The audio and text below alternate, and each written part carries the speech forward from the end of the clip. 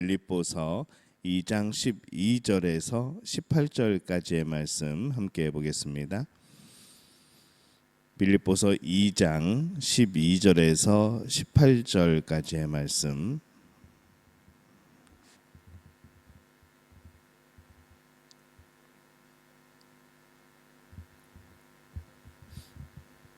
빌립보서 2장 12절에서 18절까지 우리 한 목소리로 함께 봉독합니다. 그러므로 나의 사랑하는 자들아, 너희가 나 있을 때뿐 아니라 더욱 지금 나 없을 때에도 항상 복종하여 두렵고 떨림으로 너희 구원을 이루라. 너희 안에서 행하시는 이는 하나님이시니 자기의 기쁘신 뜻을 위하여 너희에게 소원을 두고 행하게 하시나니 모든 일을 원망과 시비가 없이 하라. 이는 너희가 흠이 없고 순전하여 어그러지고 거스르는 세대 가운데서 하나님의 흠 없는 자녀로 세상에서 그들 가운데 빛들로 나타내며 생명의 말씀을 밝혀 나의 다름질이 헛되지 아니하고 수고도 헛되지 아니하므로 그리스도의 날에 내가 자랑할 것이 있게 하려 함이라. 만일 너희 믿음의 재물과 섬김 위에 내가 나를 전제로 드릴지라도 나는 기뻐하고 너희 무리와 함께 기뻐하리니 이와 같이 너희도 기뻐하고 나와 함께 기뻐하라. 아멘. 할렐루야. 하나님의 은혜가 오늘 새벽에 하루의 첫 시간을 주 앞에 드리는 우리 믿음의 가족들에게 함께 하시기를 예수님의 이름으로 축원합니다. 오늘 말씀은 이 하나님의 백성으로 우리가 살아가는 모습이 어떠한 것인가 말씀을 하고 있습니다. 먼저 구원을 이루어 가라라고 말씀을 하시죠. 신앙인에게 매우 중요한 것, 또 예수님께서 이 땅에 말씀으로 오신 이유가, 말씀이 육신이 되어 오신 이유가 무엇인가라고 한다면은, 또 고난 받으신 이유가 무엇인가 한다면은 그것은 바로 우리의 구원을 위해서입니다. 그렇기 때문에 우리가 구원받는 것은 그 어떤 것보다도 중요한 것이죠. 우리 자신에게도 그렇고 이 하나님께서도 굉장히 중요하게 여기시는 것이 우리들의 구원입니다. 그래서 12절에 보면은 그러므로 나의 사랑하는 자들아, 너희가 나 있을 때뿐 아니라 더욱 지금 나 없을 때에도 항상 복종하여 두렵고 떨림으로 너희 구원을 이루라 라고 말씀을 합니다. 우리가 자기 자신의 진정을 사랑한다면 이 구원을 이루어가야 하는 것이죠.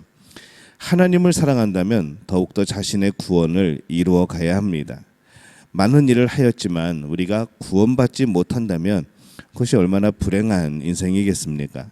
자신이 구원받은 사람이라고 확신한다면 그것을 더욱더 굳게 붙잡아야 하는 것이고, 구원의 확신이 없다고 한다면은 더욱더 집중적으로 우리의 구원을 이루어가야 하는 것이죠.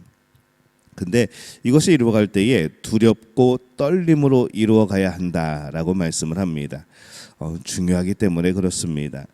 우리 옛날에 포스터 같은 거 그릴 때 이제 슬로건이 뭐였냐면은 화재 포스터에 꺼진 불도 다시 보자, 그런 이제 슬로건이 있었는데, 늘 그런 마음으로 우리의 자신을 구원을 점검하고 더 이루어가야 되는 것이죠.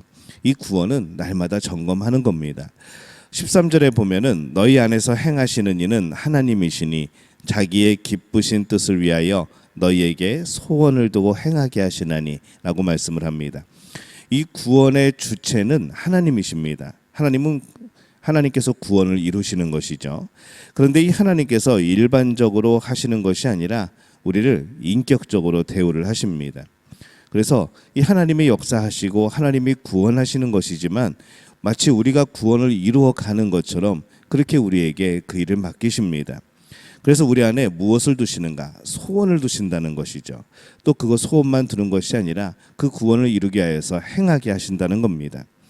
이것처럼 우리가 구원을 소원하게 만드시고 또 그것을 위해서 우리가 살아가게 만드시는 분은 하나님이십니다. 하나님께서 우리의 구원을 이루어가기 위해서 이끄시는 선한 길에 우리가 해야 될 것은 마음을 여는 것이죠. 14절에 보면은 모든 일을 원망과 시비가 없이 하라 말씀을 합니다. 서로가 이기주의에 물들어 있으면 서로 부딪히게 되어 있습니다.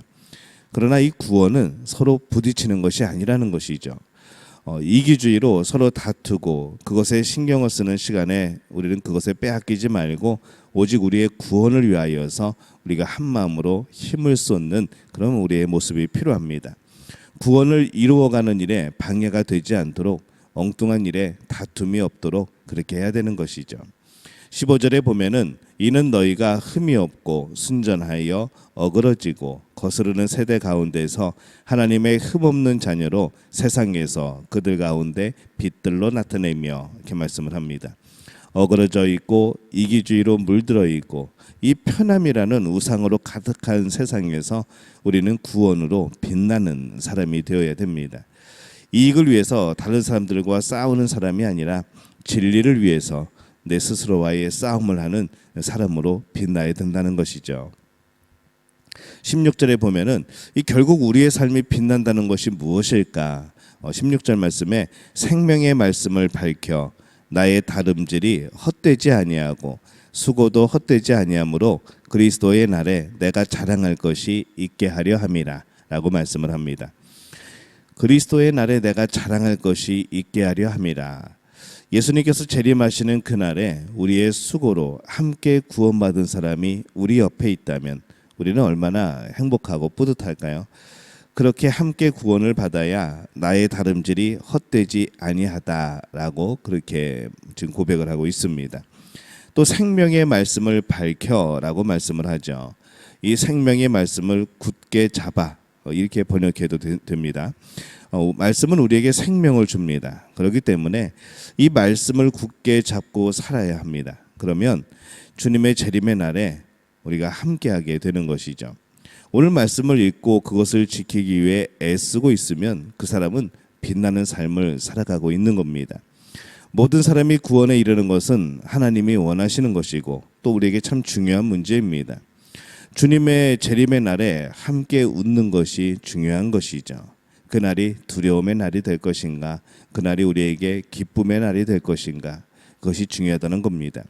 17절에 보면은 만일 너희 믿음의 재물과 섬김 위에 내가 나를 전제로 드릴지라도 나는 기뻐하고 너희 무리와 함께 기뻐하리니 라고 말씀을 합니다. 지금 이 바울의 이 마음을 우리가 엿볼 수 있는 것이죠. 지금 이 바울의 기쁨이 무엇인가? 처음부터 끝까지 복음이 전해지는 것, 우리가 함께 구원을 얻는 것, 이것에 대하여서 그가 기쁨으로 여기고 있는 것을 우리가 볼 수 있습니다. 바울은 그렇게 자신의 도움으로 이 빌립보 교인들이 하나님께 자신의 삶을 제사로 드릴 수 있고 구원에 이르게 된다면은 그것이 나의 기쁨이다라고 말씀을 합니다. 이러한 모든 구원의 일들이 얼마나 중요한지 다시 한번 고백을 하죠. 이와 같이 너희도 기뻐하고 나와 함께 기뻐하라. 이 구원의 기쁨에 동참하라는 겁니다.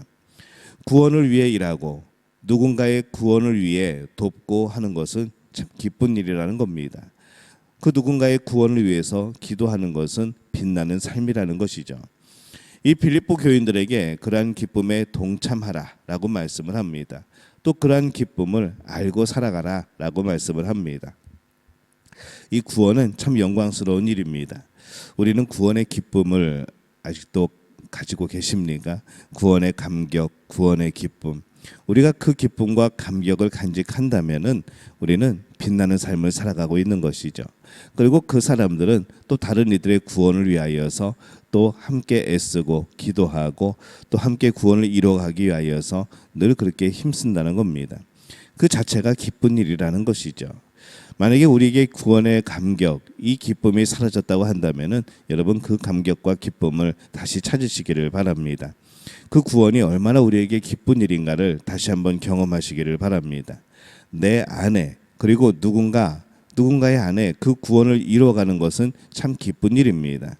그러한 기쁨이 우리 안에 늘 있기를 바랍니다. 주님께서 오실 때에 정말 우리가 영광스럽게 빛날 그 일이 오늘 우리의 마음속에서부터 먼저 이루어지고 또한 그것을 통하여서 많은 이들에게 함께 구원을 향하여서 애쓰고 힘쓰며 달려가는 복된 우리 믿음의 가족들이 되어지시기를 예수님의 이름으로 축원합니다.